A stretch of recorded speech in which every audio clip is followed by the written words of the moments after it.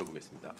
애초에 법조 일원화 얘기가 나오고 법관 임용의 최소 경력을 논의하게 된 게 법원의 인력 충원이나 법원 운영으로 해서 필요해서 그랬던 겁니까? 국민들의 사법 불신을 해소하기 위해서 그랬던 겁니까? 당연히 후자입니다. 당연히 후자죠. 그러면 그 후자를 위해서 법원이 그러면은 그간의 수많은 논의들을 통해서 만들어온 이 과정들에 대해서 얼마나 준비하고 대비해 왔는지를 제가 여쭤보고자 과거 10년으로 정할 때에는 어떤 토의를 통해서 어떤 자료를 가지고 어떤 근거로 의결을 하시고 공보관을 통해서 발표했는지 제가 자료를 달라고 말씀을 드렸는데 확인해 본 결과 지금 하나도 없다는 말씀을 하시는 겁니다.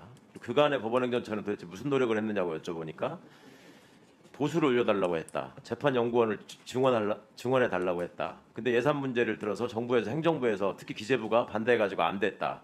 그러니 이제 남은 방법은 연차를 낮추는 것뿐이다. 이게 지금 법원행정처가 제시하는 유일한 논리입니다. 지금 법관의 다양화를 위해서, 그러니까 법관 충원의 다양화를 위해서 지금 5년으로 법조 경력을 낮추는 것밖에 대안이 없다라고 생각하시는 겁니까?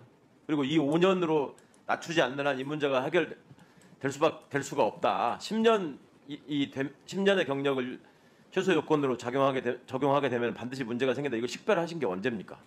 지금 한 두세 달 전부터 식별이 되셔서 이렇게 급하게 입법을 촉구하신 겁니까? 그렇지 않습니다. 사실은 법조 일원화 제도는 2014년 낮은 수준이지만 2014년부터 한 8년 동안 시행 중이었지 않습니까? 예. 2014년부터 8년 동안 일원화 제도를 나름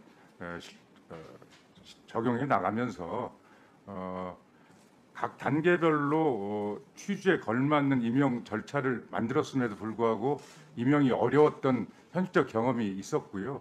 그런 경험에 대한 공감대가 있었고요. 그래서 수년 전부터 그러니까 그런 경험에 대한 공감대가 최근에 갑작스럽게 저희들이 이 문제 상황을 인식해서 말씀드린다는 건 아니라는 걸 좀 말씀드린 거고요. 그러니까 네. 진작부터 식별이 되셨으면 그동안에 무슨 노력을 했냐 말씀이에요. 과거에 지금 차장님 바뀌시고 나서 지금 본격적으로 이 문제를 얘기하셨지. 과거에 요전에 있었던 차장님 김명수 대법원장 취임 이후에 다 임명되십니다. 한 번도 이런 얘기 한 적이 없어요.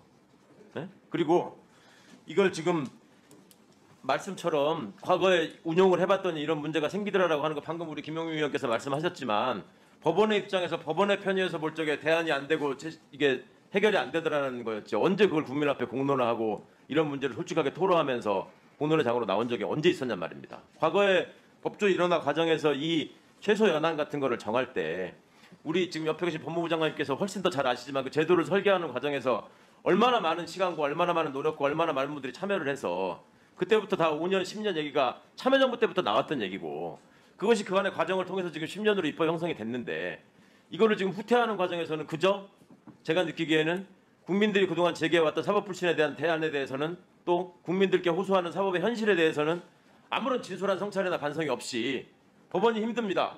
법원의 편의를 위해서 이렇게 할 수밖에 없겠습니다. 배석 판사로 반드시 도제식 교육을 해야 되겠습니다. 그러다 보니 이게 안 됩니다. 그게 법원 입장에서 좋은 제도를 만들고자 계속 노력해 오신 것이지 어떻게 법원으로 해서 우리가 고민하고 여태까지 해온 결과물이 5년도로 낮춰달라고 하는 거라고 해서 할 수 없이 국회에 와서 이렇게 말씀드리는 거다. 어떻게 그렇게 말씀하실 수 있겠습니까? 무슨 근거가 있습니까 도대체? 그동안에 뭘 했습니까?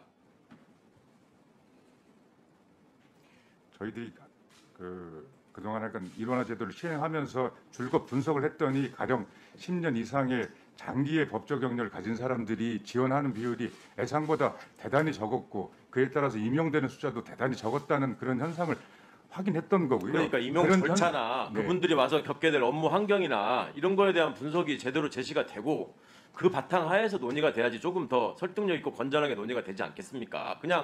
그냥 바깥에서 돈 잘 벌던 사람이 들어오겠냐 그게 이유입니까 그게? 그런 사람을 확보하기 위해서 아니면 그런 분들이 지원하지 않는 이유는 뭔지 이거를 설득하셔야 될 거 아닙니까? 그래서 그렇게 많이 자료를 요청했는데 아무것도 없어. 그러면서 그냥 못 뽑으니까 해달래.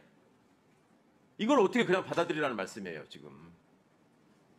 지금 현행법에 따라서 다시 한번 말씀드리자면 저희들이 뭐 관념적으로 말씀드린 것이 아니고요.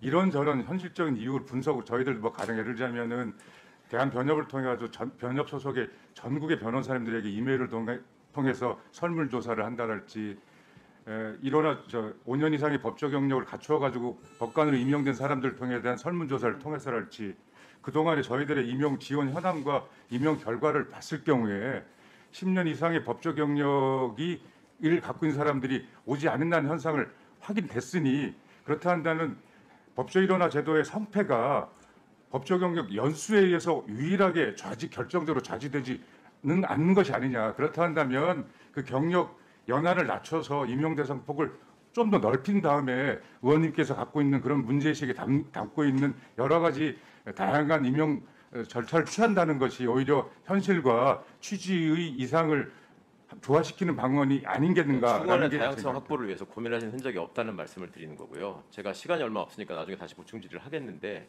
일단 지금 보십시오. 그러니까 과거에 20대 소년등과 해가지고 세상 물정 모르는 상태에서 사법 불신을 가져왔던 모델이 실패했기 때문에 지금 이게 나온 얘기 아닙니까? 5년으로 하면 기존에도 법무관 3년 하고 재판연구원 2년 하면은 5년 똑같습니다. 뭐가 달라지는 겁니까?